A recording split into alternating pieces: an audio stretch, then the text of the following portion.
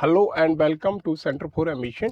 My name is Silis Kumar and today we are going to discuss India and G7. Recently Prime Minister Modi participated in the G7 summit in France.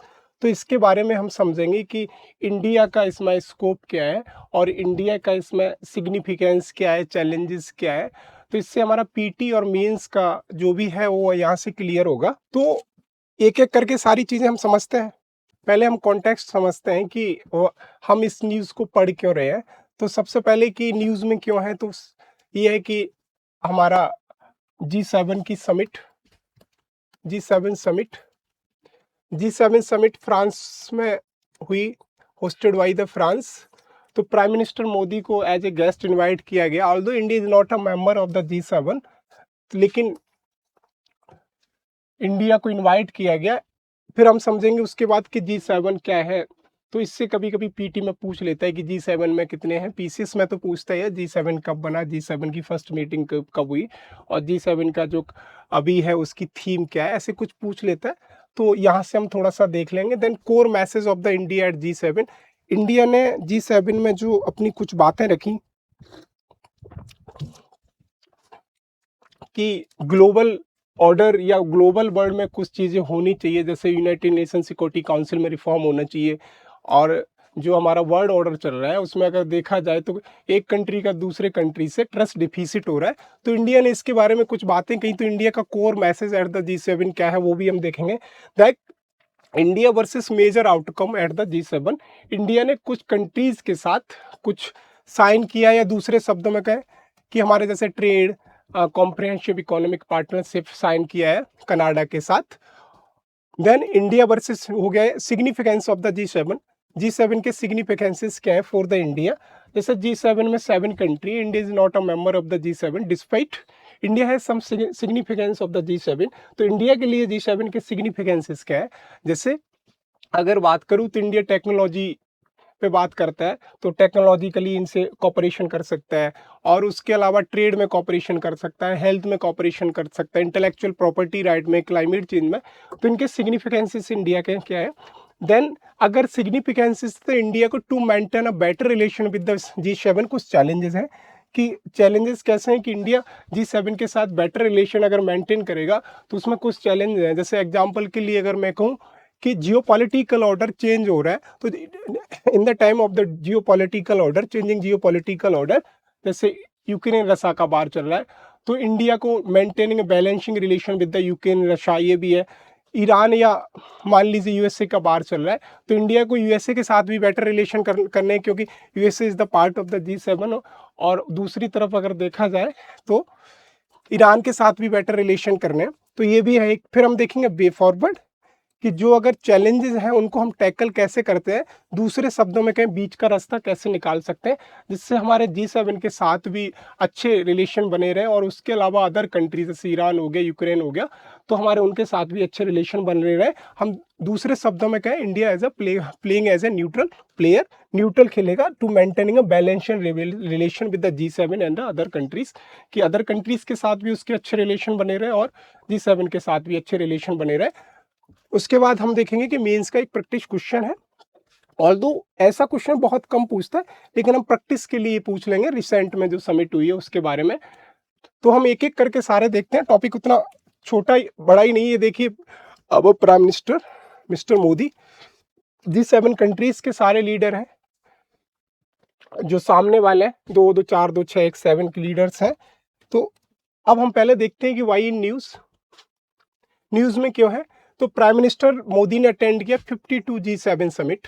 ये word याद रखना है, कौन सी G7 summit थी। 52 G7 summit कहाँ पे हुई, एबियन France में, EBIAN एबियन फ्रांस में समिट ये होस्टेड हुई। इसका होस्टेड कंट्री कौन सा है, तो हमने कहा फ्रांस इसका होस्टेड कंट्री है। Then theme of the G7, theme क्या है, थीम इसकी है for giving new partnership and rebuilding international solidarity, कि हमारा इसका थीम है कि अंतरराष्ट्रीय परिपेक्ष में एक सॉलिडिटी बनी रहे, इसकी जो थीम है G7 की। Then summit brought together G7 countries के अलावा समिट का सबसे बड़ी इंडिया की प्रायोरिटी है कि ग्लोबल साउथ की गवर्नेंस को बेटर करना। तो सीधे वर्डों में अगर कहूँ तो G7 कंट्रीज भी एक प्लेटफॉर्म पे आए। उसके अलावा इंडिया ने जो प्रायोरिटी दी वो global south, specially developing country या middle income country that are belong from the southern hemisphere या ग्लोबल साउथ से हैं, क्योंकि इंडिया इनकी voice of the global south कहा जाता है। Voice of the global south हम किससे कहते हैं? दैट इज इंडिया, कि इंडिया हमेशा ग्लोबल साउथ की voice at the world platform पे जाके उठाता है। यूनाइटेड नेशन सिक्योरिटी काउंसिल में या ब्रिक्स में या कहें G7 में इंडिया को जहाँ पे भी मिल सकता है, क्योंकि they are the middle income countries. तो ये हमारा है। यहाँ से हमें याद रखने लायक बात है कि 52 समिट कहाँ पे हुई? फ्रांस में हुई। थीम याद कर लेनी है। और ये champion of the priorities of the global south. अब हम देखते हैं what about the G7। G7 है क्या? अपन को इसमें करना कुछ नहीं है, सिर्फ इतना है कि G7 के बारे में थोड़ा सा पता करना है। कुछ की वर्ड है, जैसे informal group. Informal group 7 industrialised democratic nation 1975 में बना। कब बना? जब 1973 में ऑयल क्राइसिस हुआ तब। इनिशियली इसमें 6 मेंबर थे 1975 में। कनाडा 1976 में जुड़ा, तब इसे G7 में। Although Russia was also member of the G7, लेकिन क्रीमिया क्राइसिस के बाद 2014 में रसा को बाहर कर दिया गया, तो इसलिए मैंने इसमें रसा नहीं लिया, तब ऐसे हम G8 बोला गया इंक्लूडिंग द रशिया। लेकिन Russia due to the Crimea crisis Russia को यहाँ से बाहर कर दिया गया 2014 में। तो इतना कोई जानने की जरूरत नहीं है, बस अगर आए कि G8 में कौन सा मेंबर है तो हम रसा को ऐड कर लेते हैं, बाकी तो वही है। तो इसका सबसे हमें याद रखना है, अगर मान लीजिए G7 से इनडायरेक्टली पीसेस में अगर मेंस में क्वेश्चन आएगा तो अगर पूछेगा G7 की अगर डेफिनेशन, तो यही लाइन हमें डिट्टो लिख देनी है। G7 is a group of informal industrialised democratic nation that is formed in 1975। और इसमें कंट्रीज कितने हैं? 7 है। अगर कंट्रीज का नाम लिख पा रहे हैं तो बहुत बेटर है। 2 लाइन या 3 लाइन में हमारा पूरा डेफिनेशन हो जाएगा, जिसमें France, Germany, Italy, UK, Japan, United state and Canada 7 countries हैं ये हमारे। अगर पूछा जाएगा कि इसका फॉर्म या कहें कि इसका कनाडा कब जुड़ा 1976 में, तो हम कह सकते हैं कि Canada is not the initial member of G7। तो G7 का छोटा मोटा हमने ये देखने की कोशिश की। इनफॉर्मल ग्रुप कीवर्ड पकड़ना है हमारे से। इंडस्ट्रियलाइज्ड डेमोक्रेटिक नेशन फॉर्म कब हुआ? 1975 में। अगर हमारे पास कोई भी डेफिनेशन नहीं बन रही है तो हम इसको यहाँ से लिख देंगे। अदरवाइज अगर है तो हम यहाँ से मीन्स में लिख सकते हैं कि यहाँ से कि recently G7 summit hosted by the France, उसका हमने कहा थीम इसकी ये है, for giving the new partnership and rebuilding the international solidarity, और prime minister Modi attended this summit. अगर पूछता है तो यहाँ से क्या इंट्रो, एक करंट बेस्ड है, वो हमारा एक ट्रेडिशनल इंट्रो है। तो 2 इंट्रो हम यहाँ से, अगर G7 का क्वेश्चन पूछेगा, एक तो इंट्रो हमारा ट्रेडिशनल है कि G7 is a informal group, और दूसरा इंट्रो अगर हमारा बनेगा तो दूसरा इंट्रो हमारा कहाँ से बन जाएगा? जो हमारी थीम है वहाँ से हम दूसरा इंट्रो बना लेंगे करंट बेस्ड। अब फिर हम देखते हैं objective of the G7। G7 1975 में बना, तो उसके कुछ ऑब्जेक्टिव होंगे। तो पहला ऑब्जेक्टिव यही है, to coordinate policies on, policies को कोऑर्डिनेट करना between the among the countries, economic and global governance को बढ़ावा देना, ये इसका है। To promote the global economic governance को बढ़ावा देना, ये इसका ऑब्जेक्टिव है। इंटरनेशनल सिक्योरिटी को स्ट्रेंथन करना, to strengthen the international security, जो भी है, जैसे काउंटर टेररिज्म हुआ, साइबर सिक्योरिटी हुई, इसके अलावा पायरेसी हुई, मैरीटाइम सिक्योरिटी, इन सबको इंटरनेशनल सिक्योरिटी को स्ट्रेंथन करना। ट्रेड एंड एनर्जी को बूस्ट करना या इनहांस करना, ये इसके ऑब्जेक्टिव है। और क्या है? To promote democratic values among the nation, जितने भी कंट्रीज हैं, जितने भी कंट्रीज जैसे G7 में, they are the democratic countries, में कोई मोनार्की, कोई डिक्टेटरशिप कंट्री नहीं, they are the democratic nation. तो इनका G7 का पॉलिसीज के अलावा, जैसे मैं कहूँ आइडियोलॉजिकली अगर बात करूँ, तो to promote the democratic values, human right, ये इसके ऑब्जेक्टिव है। अगर मान लीजिए स्ट्रेट फॉरवर्ड क्वेश्चन आ जाता है कि अगर आपसे कोई पूछे कि what is the objective of the G7, तो आपको सीधे यही ऑब्जेक्टिव बता देने कि to promote the democratic values, human right को प्रमोट करना, international security, trade and energy, और ये ग्लोबल इकोनॉमिक गवर्नेंस। ये 5 से 6 पॉइंट है, ये ऑब्जेक्टिव है G7 के, जिसका बना। प्रेसिडेंसी की बात करें, प्रेसिडेंसी का मतलब दूसरे शब्दों में कहें कि अगर जो कंट्री इसको प्रिसाइड करेगा उसी कंट्री को एज हम हेडक्वार्टर कंसर्न करेंगे। जैसे G20 में क्या है, G20 doesn't have a permanent headquarter. G20 का कोई भी परमानेंट हेडक्वार्टर नहीं है। जो कंट्री होस्ट करता है G20 को, वहीं पे उसका हेडक्वार्टर माना जाता है। दोज कंट्री होस्टेड G20 और G7 considered as a headquarter उसी को माना जाता है। The G7 presidency rotate annually among the member nation, जो मैंने कहा वही है कि जो मेंबर नेशन है अल्फाबेटिकल ऑर्डर में, उन्हीं के पास में उसकी मेंबरशिप रोटेट होती रहती है, और जैसे जैसे मेंबरशिप रोटेट होती है उसी के अनुसार क्या होता है, उनका हेडक्वार्टर बनाया जाता है। तो ये कीवर्ड है economic weight is and value, ये वाला इकोनॉमिक वेट ऑफ G7। अगर मैं बात करूं, ये कीवर्ड है, अगर आपने इंट्रो में यहां से डाल दिया, अगर लिखे G7 is a informal group of 7 industrialised democratic nation which consist approximately 43% of world GDP, तो यहां से जैसे हम 43% ऑफ वर्ल्ड जीडीपी डालेंगे, तो यहां से हमारा फैक्ट डालने से हमारे क्वेश्चन की वैलिडिटी बढ़ जाएगी।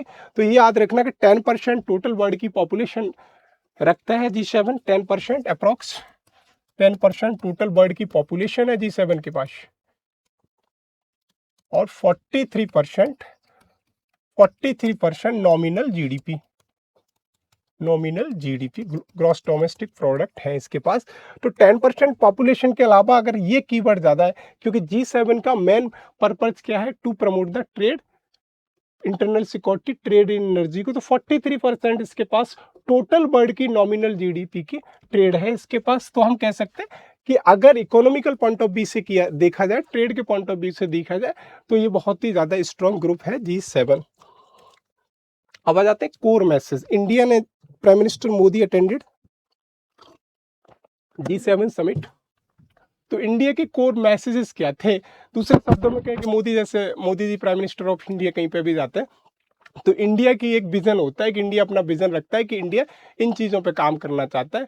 तो उन्होंने सबसे पहले कहा कि प्राइम मिनिस्टर मोदी ने कि जो हमारा ग्लोबल ट्रस्ट है वो कम होता चला जा रहा है, हम कह सकते हैं trust deficit among the nation, एक कंट्री का दूसरे कंट्री से ग्लोबली ट्रस्ट डिफिसिट होता जाता है। तो प्राइम मिनिस्टर मोदी ने इसके लिए एम्फेसाइज किया शॉर्टेज ऑफ ट्रस्ट हो रहा है, नॉट शॉर्टेज ऑफ रिसोर्सेज।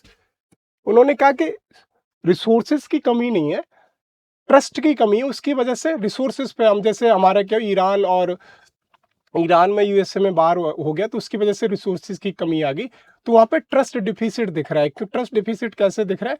कि ईरान एग्री नहीं है, उसे ट्रस्ट नहीं है यूएसए पे कि यूएसए बार रोकेगा, और यूएसए को ट्रस्ट नहीं है ईरान पे। तो उन्होंने कहा कि globally trust deficit among the nation कम होता चला जा रहा है, या कहेगा ट्रस्ट डिफिसिट बहुत, सॉरी एक मिनट, ट्रस्ट डिफिसिट ज्यादा हो रहा है, सॉरी इकोनॉमिक टर्म में अगर बात करूं, तो अगर कोई चीज मतलब बढ़ रही है तो उसका मतलब ज्यादा हो रहा है, ट्रस्ट डिफिसिट लोगों में बढ़ रहा है। दूसरा पार्टनरशिप बेस्ड डेवलपमेंट, उन्होंने कहा कि इसमें पार्टनरशिप बेस्ड डेवलपमेंट होनी चाहिए rather than to country focus, एक कंट्री पे फोकस नहीं करना चाहिए। जैसे उन्होंने कहा कि ट्रेडिशनल डोनर रिसिप्टेंट, जो कंट्री फंड करते हैं एक कंट्री को दूसरे country, traditional donor recipient model से हमें मूव करना चाहिए, कौन से partnership based equity based model पे, कि अगर एक यूएसए अगर किसी कंट्री को फंड करता है, या मान लीजिए डोनर कुछ डोनेट करता है, तो ट्रेडिशनल ना होके हमें उसको म्यूचुअल रेस्पेक्ट देके पार्टनरशिप बेस्ड इक्विटी बेस्ड पे काम करना चाहिए, कि we will consider all the country at the same platform and promote the equality among the nation with the mutual respect. तो म्यूचुअल रेस्पेक्ट होना चाहिए, ये उन्होंने कहा। दूसरा का voice of the global south, उन्होंने कहा कि जो साउथर्न के मिडिल इनकम कंट्रीज है, India south equitable partnership global south global governance को बढ़ावा लेने के लिए उन्होंने कहा कि जो ग्लोबल साउथ कंट्री उनको भी साथ में लेकर हमें आगे बढ़ना पड़ेगा to maintain a better global governance के लिए। तो ये कहा कि voice of the global south. Then India Africa cooperation, India का अफ्रीका के साथ कॉपरेशन हुआ, जैसे साउथ साउथ कॉपरेशन, तो इंडिया ने साउथ साउथ कॉपरेशन पे फोकस किया। तो ये 4 से 5 पॉइंट है, अगर मेंस में अगर आएगा तो प्राइम मिनिस्टर अगर मान लीजिए इनमें से कोई भी पॉइंट अगर आपको याद आ रहा है तो आप डाल सकते हैं। तो जैसे लिख सकते हैं प्राइम मिनिस्टर मोदी ने कहा कि ट्रस्ट डिफिसिट हो रहा है rather than shortage of the resources, trust deficit है, और उन्होंने कहा पार्टनरशिप बेस्ड डेवलपमेंट होना चाहिए। तो उन्होंने कहा कि वर्ल्ड की जितनी भी कंट्रीज हैं, world nation shall be focused on the partnership based development पे, तो जिससे क्या होगा, इक्वलिटी बढ़ेगी और म्यूचुअल रेस्पेक्ट बढ़ेगा, हमारा ट्रस्ट डिफिसिट कम होगा, और voice of the global south. ये सारे पॉइंट इंडिया की core message eight the G7 थे। उसके बाद हम आते हैं कि इंडिया ने कुछ कंट्रीज के साथ एग्रीमेंट साइन किए to maintain a better relation. जैसे India versus major outcome at the G7 of the G7 पे कौन कौन से? इंडिया एंड कनाडा, पहला है इंडिया एंड कनाडा। तो इंडिया एंड कनाडा के साथ उन्होंने क्या किया? CEPA, comprehensive economic partnership agreement sign किया। कब, सॉरी साइन नहीं किया, इसे साइन करना है 2026 तक, and at the end of the 2026 India sign करेगा। उन्होंने कहा कि हमें 2030 तक कनाडा के साथ हमारी जो ट्रेड है उसको डबल करना है, एंड डबल टू वे, दोनों तरफ से जो इंडिया एक्सपोर्ट इंपोर्ट को डबल करना है 2030 तक। ये पहला। दूसरा इनका कि general security and information agreement, ये याद रखना, GSOIA, general security and transform information agreement, defence के और इंटेलिजेंस कॉपरेशन के लिए हम इंडिया साइन करेगा with the Canada. General security of information agreement, India will be sign with the Canada to maintain a better and deepening the defence and intelligent corporation. एक यहाँ से हो जाता है। और क्या करेगा इंडिया कनाडा के साथ? जैसे हमारे यहाँ पे रायसेना डायलॉग होता है, वहाँ पे इंडिया एक ये नहीं है, ये है रायसेना है, RAISI, Raisina American dialogue. Raisina American dialogue है, ये रेजिंग एम्बिशन नहीं है। रायसेना अमेरिकन डायलॉग हमारा कनाडा के साथ होगा टू मेंटेन डिप्लोमेटिक रिलेशन, या दूसरे से शब्दों में 1.5 diplomatic track diplomacy, 1.5 track diplomacy. तो ये है कि इंडिया कनाडा के साथ एक रायसेना अमेरिकन डायलॉग पे भी काम कर रहा है to enhance the track 1.5 diplomacy. ये है।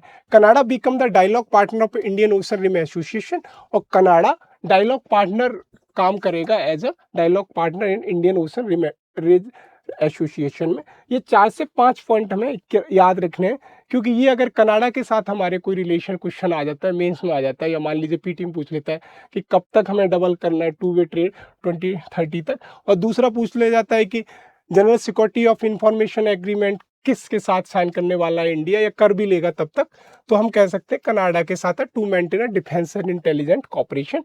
और यह पूछ लेगा कि रायसेना डायलॉग की लाइन पे कौन सा डायलॉग शुरू करने वाला है वनडे एग्जाम में, तो ये है रायसेना अमेरिकन डायलॉग।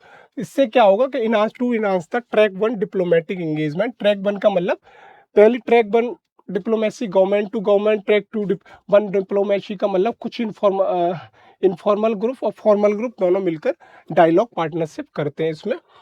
जैसे गवर्नमेंट भी करेगी, कुछ पीपल भी इसमें करेंगे, people in the sense government के ही लोग इसमें 1.5 में जाके dialogue between the two countries करेंगे। और ट्रैक 1 में क्या होता है कि गवर्नमेंट करती है, ट्रैक 1.5 में गवर्नमेंट के लोग करते हैं, और ट्रैक 2 में जो इनफॉर्मल ग्रुप है, इंडस्ट्रियलिस्ट हैं, वो करते हैं। तो 1.5 ट्रैक 1.5 टेक्नोलॉजी को ये करता है। देन कनाडा के साथ हमारा न्यूक्लियर एनर्जी पार्टनरशिप एग्रीमेंट, ये भी इंडिया रिकॉग्नाइज्ड। इंडिया ने क्या किया कि India recognised Canada as essential energy partnership. उन्होंने कहा कि कनाडा हमारा एसेंशियल एनर्जी पार्टनरशिप एग्रीमेंट है, वो पार्टनरशिप एक्सपोर्टर है, sorry, India recognised Canada as essential energy exporter. उन्होंने कहा कि इंडिया ने कनाडा को एसेंशियल एनर्जी एक्सपोर्टर पार्टनरशिप के रूप में रिकॉग्नाइज्ड किया। और इंडिया ने कहा कि the two countries advance nuclear energy partners through, यह है कनाडियन डॉलर 2.6 बिलियन कॉमर्शियल, कब तक? 2027 से लेकर 2035 में इतना दोनों यूरोनियम की मतलब इंडिया पार्टनरशिप करेगा कनाडा के साथ एनर्जी में। फिर हमारा इंडिया यूएई के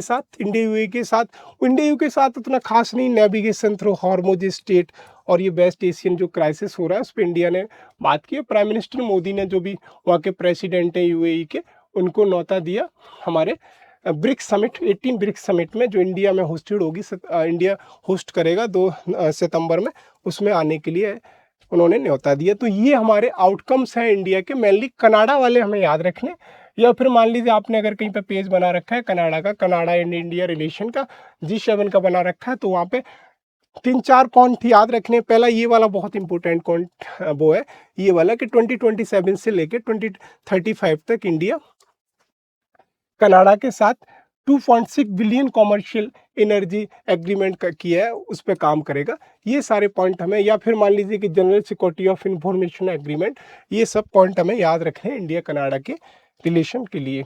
then significance of G7 for India. India के लिए G7 के सिग्निफिकेंस क्या हो सकते हैं? नॉर्मली सोचो तो ट्रेड में हो सकता है, हेल्थ में हो सकता है, बहुत सारे हो सकते हैं। तो यहाँ पे मैंने मैन ले लिए हैं, जिससे क्या होगा कि जैसे भी अगर आ जाता है कि इंडिया के ग्लोबल चेंज हो रहे हैं, तो ग्लोबल चेंज में इंडिया के रिलेशन कैसे हैं कनाडा के साथ, और इंडिया का significance to maintain better relation with the G7, not Canada, sorry, G7 के साथ बेटर रिलेशन मेंटेन करने के लिए इंडिया की प्रायोरिटी क्या होनी चाहिए, सिग्निफिकेंसेस क्या है, चैलेंजेस क्या है। अगर ऐसे क्वेश्चन आ जाता है, मोस्टली अगर आ जाता है कि discuss the relation between the India and the G7 in the changing world politics, ऐसे करके अगर क्वेश्चन आ जाता है तो यहाँ से 5-7 पॉइंट है, उनको अगर थोड़ा सा हम विद एग्जाम्पल कोट कर देंगे तो हमारा क्वेश्चन बहुत अच्छा सा हो जाएगा। तो पहला यही है सप्लाई चेन डाइवर्सिफिकेशन। सिग्निफिकेंस है कि सप्लाई चेन डाइवर्सिफिकेशन में बात करूं तो ग्लोबल वैल्यूज में, चेन में, जैसे मैरीटाइम सिक्योरिटी, उनमें काम करते बहुत सारे G7 कंट्रीज हैं जो इंडिया के साथ बेटर ट्रेड करते हैं। देन हेल्थ कॉपरेशन में बात करूं तो जैसे वैक्सीन में, पैंडेमिक प्रिपेयर्डनेस, इन पे भी काम करते हैं हम G7 के साथ मिलकर। इकोनॉमिक ग्रोथ में हम बात करूं तो FDI के लिए, इन्वेस्टमेंट के लिए, ये भी इंडिया के लिए एक बेटर अपॉर्चुनिटी है to maintain better relation with the G7। Technology innovation की बात करूं तो आर्टिफिशियल इंटेलिजेंस में हम काम करते हैं किनके G7 के, सेमीकंडक्टर, साइबर सिक्योरिटी, जैसे फ्रांस के साथ, यूके के साथ, या मान लीजिए अदर कंट्रीज के साथ G7 में हम काम करते हैं। Climate action and climate finance में भी हम काम करते हैं, स्पेशली जैसे हमारा रिन्यूएबल एनर्जी पे हम काम कर रहे हैं with collaboration with the G7 countries. Diplomatic relation maintain करने जैसे इंडिया को यूनाइटेड नेशन सिक्योरिटी काउंसिल में रिफॉर्म चाहिए, तो इंडिया को वोट कौन करेगा? G7 मेंबर भी तो करेंगे। तो वहाँ पे भी to maintain better diplomatic relation and institutional reform में भी सिग्निफिकेंसेस हैं किसके? G7 के। Then strategic and security cooperation में, स्ट्रेटेजिक सिक्योरिटी कॉपरेशन में अगर बात करूँ, काउंटर टेररिज्म की बात है, मैरीटाइम सिक्योरिटी की बात है, उसके अलावा हमारा इंडो पैसिफिक सिक्योरिटी में भी G7 के सिग्निफिकेंसेस हैं। ग्लोबल गवर्नेंस या साउथ साउथ कॉपरेशन में भी इनके हैं कि इंडिया की जो बेटर अपॉर्चुनिटी इंडिया के पास to reform in the global government representing interest of the global south. Global south के जितने भी country, global south in the southern hemisphere के कंट्रीज जितने भी हैं, उनकी बात को बेहतर रखने के लिए एट द वर्ल्ड प्लेटफॉर्म, ये इंडिया के पास G7 एक बेटर अपॉर्चुनिटी है। तो ये इसके 5 से 7 सिग्निफिकेंस है। इसके अलावा बहुत सारे हो सकते हैं, मैन हो सकते हैं। हेल्थ का हमने ले लिया, ट्रेड का ले लिया। ट्रेड का जैसे मान लीजिए इसमें नहीं लिया, तो ट्रेड का अगर बात करूं तो मैंने कहा 43% ट्रेड हम कर रहे हैं, सॉरी 43% ट्रेड इसकी G7 की है एट जीडीपी। तो हम कह सकते हैं कि G7 का जो ट्रेड ब्लॉक है बहुत बड़ा है, तो इंडिया के साथ ये ट्रेड के लिहाज से भी G7 एक इम्पोर्टेंस है इसकी। तो ये हमारे सिग्निफिकेंस हो जाता है। सिग्निफिकेंस के बाद कुछ चैलेंजेस हैं to maintain better relation with the G7, जैसे कि हमने पहले देखा कॉन्टेक्स्ट में कि इंडिया के पास कुछ चैलेंजेस हैं कि G7 के साथ कैसे बेटर रिलेशन बनाया जाए।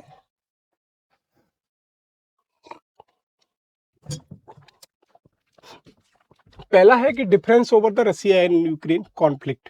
पहला तो यही है कि रसिया यूक्रेन की कॉन्फ्लिक्ट पे कुछ कंट्रीज, जैसे मान लीजिए इंडिया ने फ्रेंडशिप ट्रीटी साइन कर रखी है रूस के साथ 1972 में, और उसके अलावा इंडिया के बेटर रिलेशन यूएसए से भी हैं, यूक्रेन से भी हैं। तो इन दोनों के बीच एक सामंजस्य बिठाना भी इंडिया के लिए चैलेंजिंग है। तो पहला तो यही है, चैलेंज है उनके लिए। देन ट्रेड मार्केट इशू है। ट्रेड मार्केट इशू कैसा?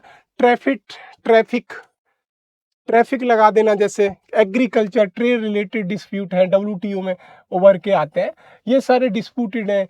या मान लीजिए हमारा ये ग्लोबल ट्रेड हो रही है, तो यूएसए ने क्या किया, 50% टैरिफ लगा दिया इंडियन प्रोडक्ट पे। एक मिनट, इंडियन प्रोडक्ट पे 50%, तो ये भी इंडिया के लिए एक चैलेंजेस है, टैरिफ।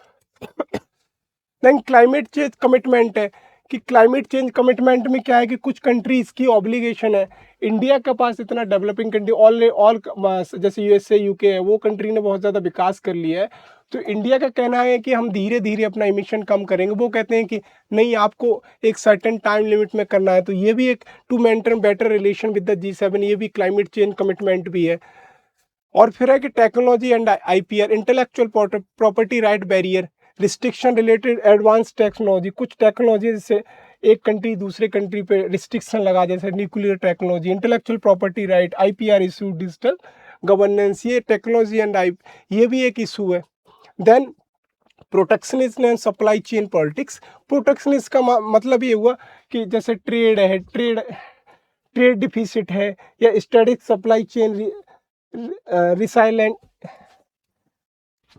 रिजाइलेंस है, RESILENC, रेजिलियंस है। जैसे अगर दूसरे शब्दों में अगर इस बात को मैं समझाऊं तो जैसे यूएसए ने ट्रेड टैरिफ लगा दी, उसके अलावा डाटा लोकलाइजेशन है, और उसके अलावा मान लीजिए कि हम इंडिया की जो एक्सपोर्ट इंपोर्ट पॉलिसी है उसमें चेंजेस ला रहे हैं दूसरे कंट्रीज इंडिया के रेस्पेक्ट में, तो ये इंडिया की to maintain a better relation with the G7, ये 7 से 8 हमारे चैलेंजेस हो जाते हैं। तो उसके बाद हम देखते हैं कि वे फॉरवर्ड क्या हो सकता है to maintain a better relation. तो वे फॉरवर्ड में 4 से 5 पॉइंट है, बहुत सारे हो सकते हैं। Deepening economic engagement, conclude the key trade agreement, कि हमारा जितना हो सके कंट्रीज के साथ क्या है कि हम उनके साथ ट्रेड एग्रीमेंट ज़्यादा से, जैसे हम कनाडा के साथ है, उसके अलावा न्यूजीलैंड के साथ किया, हम G7 की यहाँ पे बात कर रहे हैं, तो ज़्यादा से ज़्यादा कंट्रियों के साथ हमारा क्या है कि हम कंक्लूड करें ट्रेड एग्रीमेंट, जिससे क्या है हमें ट्रेड प्रमोशन में भी बढ़ावा मिलेगा। और उसके अलावा क्या है कि strengthen technology cooperation emerging sector में हमें टेक्नोलॉजी में भी काम करना चाहिए with the G7 countries. Cyber technology, cyber security, promote global governance reform to make international institution more inclusive. International institution है जैसे यूनाइटेड नेशन सिक्योरिटी काउंसिल है, G7 है, IMF है, वर्ल्ड बैंक है, उनमें अभी ग्लोबल गवर्नेंस रिफॉर्म करनी चाहिए। Then bridge the global north global south divide, जो global south north south divide है उसको कम करना चाहिए। ये कैसे कम कर सकते हैं? विद द डायलॉग या CDM, कॉन्फिडेंस बिल्डिंग मेजरमेंट से हम कर सकते हैं। CBM, ये हम उनसे कर सकते हैं। Then expand cooperation, energy security, clean energy and critical mineral. हमने एनर्जी सिक्योरिटी में जैसे हमने पार्टनर माना किसको? कनाडा को। क्लीन एनर्जी में भी हमें पार्टनरशिप करनी, क्रिटिकल मिनरल्स में भी करनी चाहिए। 4 से 5 वे फॉरवर्ड है। इसके अलावा हमें जैसे ह्यूमन राइट है, ह्यूमन राइट पे हम बात करते हैं इंडिया। उसके अलावा हम क्या कर सकते हैं? ट्रस्ट डिफिसिट है उसको कम करना चाहिए, ट्रस्ट डिफिसिट जितना हो सके उतना कम करो अमॉन्ग द कंट्रीज। उसके अलावा हम क्या कर सकते हैं कि जितनी भी कॉपरेशन अमॉन्ग द नेशन होना चाहिए, और जितने भी लोकल डिस्प्यूट्स हैं जैसे ईरान का, यूक्रेन का, रशिया का, उनको एक negotiation with the help of the dialogue उन्हें खत्म करने की कोशिश करना चाहिए to maintain a better relation with the G7। तो इंडिया को इससे बहुत ज़्यादा अपॉर्चुनिटी मिलेगी।